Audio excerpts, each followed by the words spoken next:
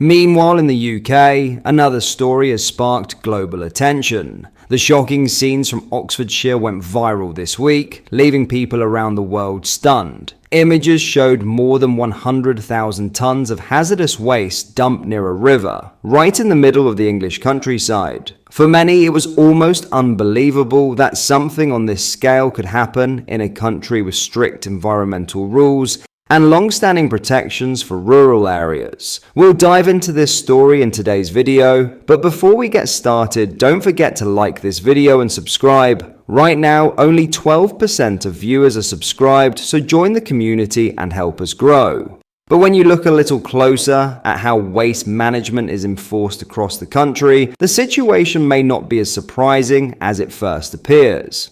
The Oxfordshire case isn't happening in isolation. All over the UK, local communities have been growing increasingly frustrated with illegal dumping and the lack of consistent action to stop it. A clear example of this can be seen in major cities, including London. This public car park, as shown in the clip, has turned into a hot spot for fly-tipping. Rubbish is left piled up, bags are scattered across the ground, and large household items are simply abandoned. The problem is tied to a particular group. It's a behavior issue combined with weak enforcement. When people think they can dump waste without consequences, the problem grows. And when councils don't have the resources or authority to act swiftly, the cycle continues unchecked. What's worrying is how quickly this kind of neglect spreads. Once an area becomes known as a place where waste can be left without repercussions, it attracts even more dumping. Before long, a single ignored site turns into a much wider environmental and public health problem. That's why these incidents matter, not just because they look awful, but because they signal deeper failures in oversight, accountability, and local enforcement. The scenes from Oxfordshire may have shocked the world, but the underlying issues have been building for a long time. Without stronger action and a clearer national strategy, illegal dumping will continue to spread rapidly, from rural riversides to city car parks. Have a watch of this clip and see the reality for yourself.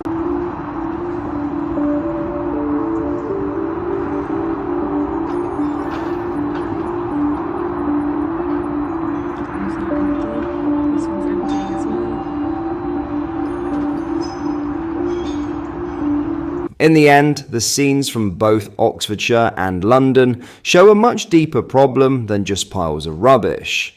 They reveal a system that isn't enforcing the rules strongly enough, allowing illegal dumping to grow from isolated incidents into widespread environmental damage. When people believe there will be no consequences, the behavior continues. And once one area becomes neglected, it quickly encourages more of the same. What happened in the countryside shocked the world, but the truth is that these issues have been building for years, both in rural and urban areas. If the UK wants to prevent disasters like this in the future, it needs stronger oversight, clearer responsibility, and real action, not just promises. Otherwise, the problem will keep spreading, and communities across the country will continue to pay the price. In other news, a High Court judge has ruled the segregation of a convicted terrorist from other prisoners following an attack breached his human rights. Sahib Abu received a life sentence for terrorism offenses, with a minimum term of 19 years in 2021 for plotting a lone wolf knife attack during the coronavirus lockdown. Mr. Justice Sheldon ruled on Tuesday that the segregation measures imposed on Abu were unjustifiable and breached his fundamental rights. He isolated after Hashem Abedi, whose brother carried out the Manchester Arena bombing, allegedly assaulted multiple prison officers on April 12th.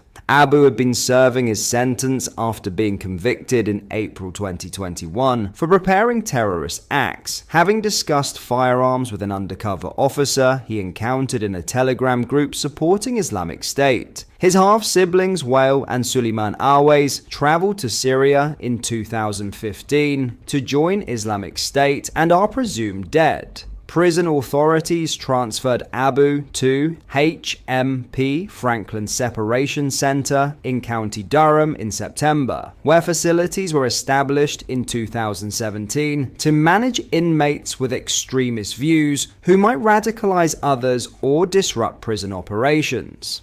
Following the April 12th incident involving Abedi, Abu was relocated to HMP Woodhill in Buckinghamshire on April 17th, then subsequently to HMP Full Sutton in East Yorkshire. The alleged assault prompted government announcements about equipping prison staff with protective gear and testing tasers in correctional facilities. Abu's legal team initiated proceedings against the Ministry of Justice in August, arguing that apart from 8 weeks when he could interact with one other inmate, he remained completely isolated from fellow prisoners.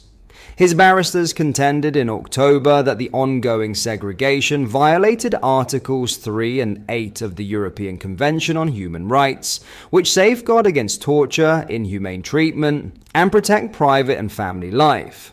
For approximately 4 months, Abu could only communicate with other inmates through his cell window and received just 1 hour and 10 minutes outside his cell daily. According to Mr. Justice Sheldon court documents revealed, Abu experienced paranoia, became very reclusive, felt constantly fearful, and very despondent, believing there was no point to my life. He reported auditory hallucinations, describing a growling man's voice in my head that caused him significant distress.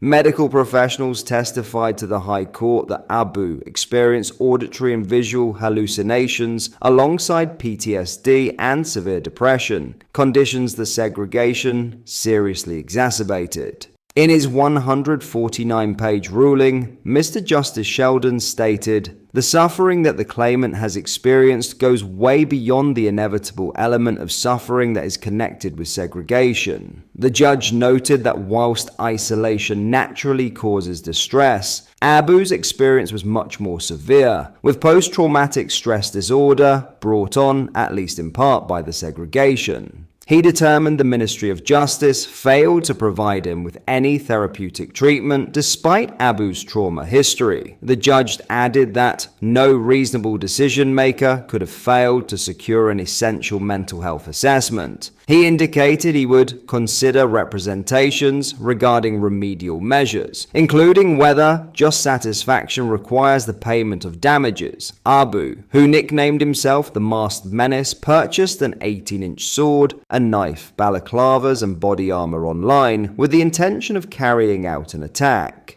He was arrested on July 9, 2021 after discussing guns with an undercover police officer after buying the items to make a parody video, telling a court at the time he had wanted to create a rap character to get signed like Stormzy. Head of the Met's Counter-Terrorism Command Commander Richard Smith said, "He's an extremely dangerous individual, but thanks to the efforts of counter-terrorism officers and MI5, he will now spend a considerable time behind bars where he poses no risk to public safety.